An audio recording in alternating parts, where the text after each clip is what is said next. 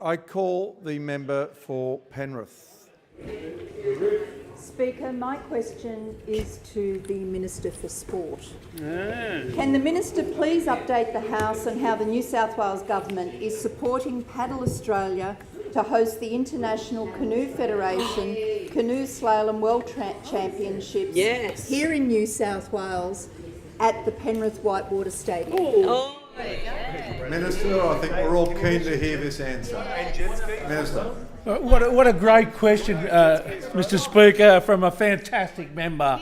And I think the member, like myself, is still on a high from the great performances of our Olympic and Paralympic athletes. We all watched as the Fox family made history.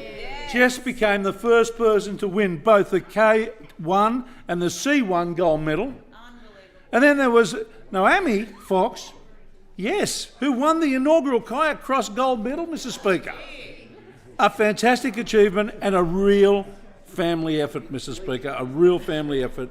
Miriam and Richard Fox have been long-time coaches, not just for their daughters, but for many paddlers in the Australian team, and passionate advocates for the sport, which is why we were so pleased to join the federal government to deliver $2 million of the $3.2 million in funding for the Canoe World Championship. That's $2 million from New South Wales Government, Mr. Speaker. This will be a fantastic event that will bring the excitement of the Olympics to Western Sydney. And we're putting Penrith back on the map for global sporting competitions. Mr. Speaker, between the 1st and the 6th of October 2025, approximately 300 competitors from 50 nations will compete in the World Championships across 10 events. They'll be supported by 100 coaches, officials and staff, with an estimated 20,000 spectators expected to attend the championships. And among those competitors, you'll be able to see the Fox family in action, Mr. Speaker. What an event this will be for our city, for Western Sydney and especially for Penrith. It provides us with a fantastic opportunity to showcase the beauty of Western Sydney and the Blue Mountains to a global audience. It will attract tourists and boost activity in the local economy. While with the Western Sydney Airport scheduled to open in 2026, our government is ready to back Western Sydney and the Blue Mountains as a tourist destination. We are determined to attract events to Western Sydney because we understand, Mr. Speaker, we understand just how much Western Sydney has to offer. That's right.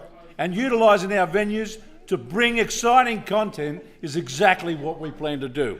And Mr. Speaker, let me tell you, Penrith Whitewater Stadium is an exciting venue. And I recently got the chance to take to the Rapids with the Premier and the Fox sisters, Mr. Speaker.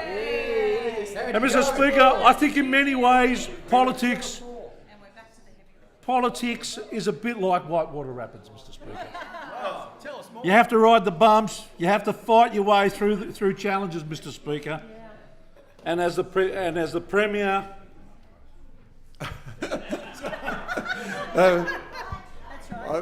you have to be more subtle, Minister. I call the member for Penrith. Mr. Speaker. 2 minutes is great. And Mr. Speaker, and as the Premier now knows, you need to paddle all the time, Mr. Speaker, not just when the cameras are on you, Mr. Speaker. Our time on the Rapids also gave us. Tell us your role. Our time on the Rapids also gave us a great insight into the opposition, Mr. Speaker. It was a schmozzle, Mr. Speaker. You had the member for Wahroonga and Cronulla both trying to steer the boat. The member for Willoughby, Mr. Speaker, said it was all a conspiracy. The water wasn't actually moving, Mr. Speaker. The member for Oatley was paddling in the wrong direction, but lo and behold, Mr. Speaker, they were actually moving.